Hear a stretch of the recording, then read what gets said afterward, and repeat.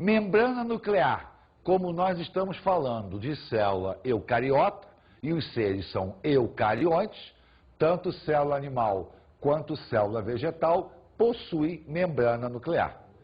Mitocôndria, estrutura responsável pela produção de energia. Então, ó, existe em célula animal, existe em célula vegetal.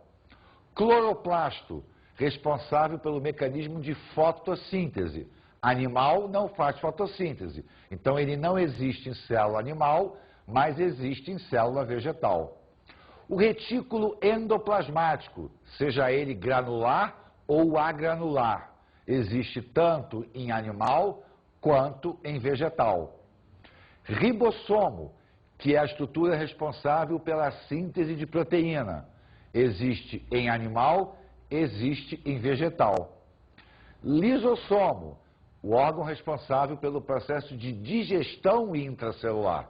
Digestão é uma exclusividade animal, então ele existe em célula animal, mas não existe em célula vegetal. Centríolo, aquele órgãozinho que controla a divisão celular na formação dos fusos cromáticos. Não existe na animal, mas não existe na vegetal. O vacúolo. O vacúolo é um compartimento, né? Ele é um grande espaço, uma bolsa existente dentro do citoplasma. Célula animal e célula vegetal possuem vacúolo. A diferença está no tamanho. Na célula animal, ele normalmente é pequeno. Na célula vegetal, ele é bem grande. Agora, repare o seguinte, em célula animal, ele normalmente é pequeno, porque em determinadas situações especiais, ele pode ser grande, como é o caso do adipócito, a célula que armazena gordura. Essa célula possui um grande vacúolo de armazenamento lipídico.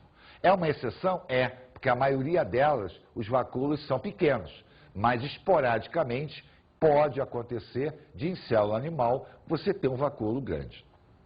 A cromatina é um material genético, e material genético existe em qualquer célula, inclusive nas procariotas. Então está presente em célula animal e está presente em célula vegetal. Então você observa que a grande maioria dos órgãos citoplasmáticos, dos órgãos celulares, são comuns às duas células. Raros são os órgãos exclusivos, tá? Eles existem, mas se comparados à gama de estruturas celulares, eles representam um contingente infinitamente pequeno. Vamos agora às nossas dicas de estudo.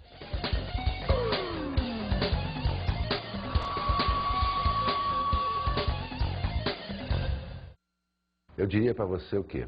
Olhe a estrutura como um todo. Pegue a célula e olhe ponto a ponto todas as suas características.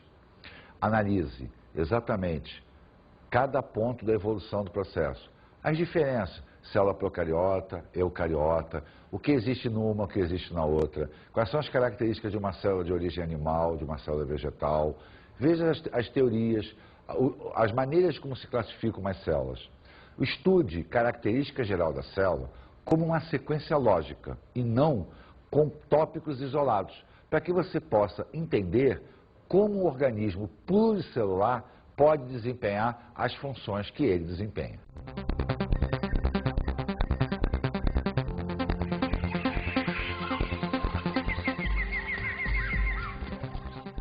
Na aula de hoje, aprendemos as características gerais da célula. Nós vimos os tipos de célula, a maneira pela qual elas são classificadas por presença ou ausência de membrana nuclear. Vimos as características quanto ao seu volume, a sua forma de vida, a seu mecanismo metabólico, de reprodução. Vimos a evolução, basicamente, de todos os pontos da célula, desde uma célula mais elementar, que é uma célula procariota, a uma célula mais evoluída, que é uma célula eucariota. Vimos também as diferenças entre as células de origem animal e vegetal, quanto das eucariotas. E observamos as características de uma célula procariota. Falamos na organização das células dos seres procariontes e eucariontes. Observamos também a evolução dos mecanismos divisionais a partir das teorias de relacionamento entre área-volume ou de volume constante. Bons estudos!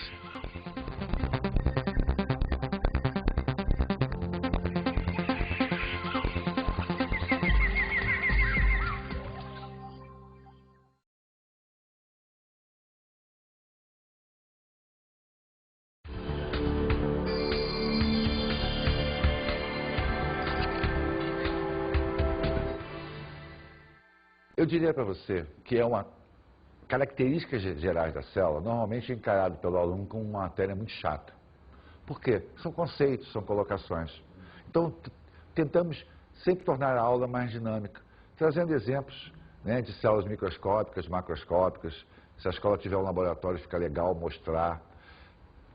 Fazer esquemas a nível do processo de divisão celular por relação área-volume. Mostrar sempre tentando levar para a parte prática as diferenças e todo o mecanismo de caracterização de uma célula. Eu acho que dessa maneira torna a aula mais interessante e menos, digamos assim, sacal. Por quê? Porque é uma aula de conceitos. E normalmente o aluno, em aulas de conceitos, ele não presta a atenção que deveria. Nós sabemos disso. Então, trazer esta aula para o lado prático, com certeza, tornará a aula muito mais interessante.